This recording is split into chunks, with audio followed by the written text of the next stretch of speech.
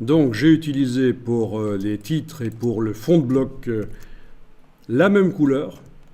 Ça va me permettre de modifier tout le look du document rapidement en n'ayant rien qui est sélectionné. Je clique à côté de tout avec la flèche noire. Je vais double-cliquer sur la couleur ici.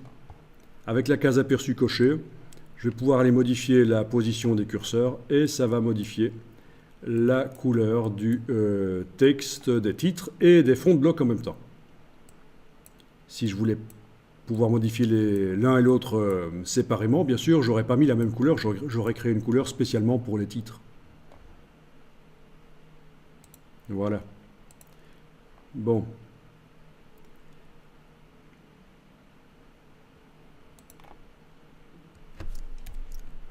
Donc pour changer le look de tout un document rapidement, la palette nuancier est une bonne solution.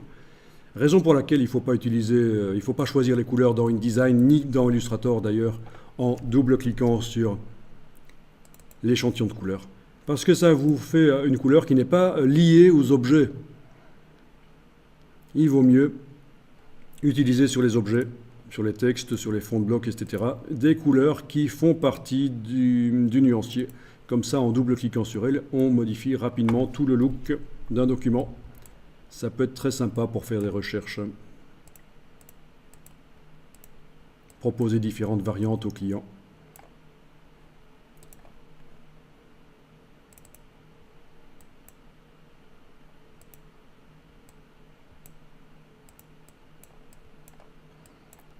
Donc là, c'est pas évident de trouver une couleur qui convienne à la fois pour le titre et pour le fond de bloc. Le fond de bloc doit être clair quand même. Par contre, le titre doit être quand même assez foncé. Donc j'aurais dû normalement choisir une couleur différente pour les titres. Il est encore temps de le faire. Voilà. Nouvelle couleur.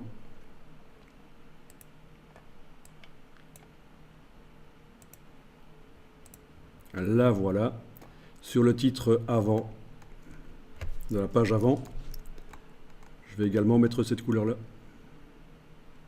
Je vous rappelle que, exceptionnellement, je n'ai pas utilisé de style de paragraphe pour ces titres. Je me suis dit, j'allais faire du copier-coller. Évidemment, pour un long document où il y en a plein, c'est un risque que je dois bosser beaucoup pour changer les couleurs sur toutes les pages. S'il n'y a que 3-4 titres dans le document, ça peut passer. Donc, je clique à côté de tout avec la flèche noire. Et là, je peux modifier différemment maintenant, bien sûr, la couleur du titre et la couleur du fond de bloc. Voilà pour la couleur des titres, par exemple. Voilà pour la couleur des fonds de bloc.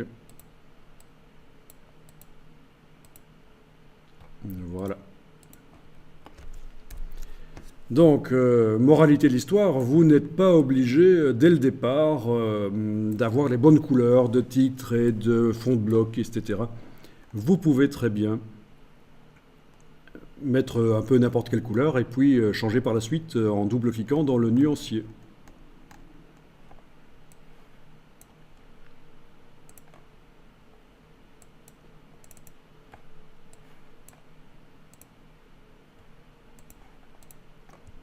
Voilà, voilà.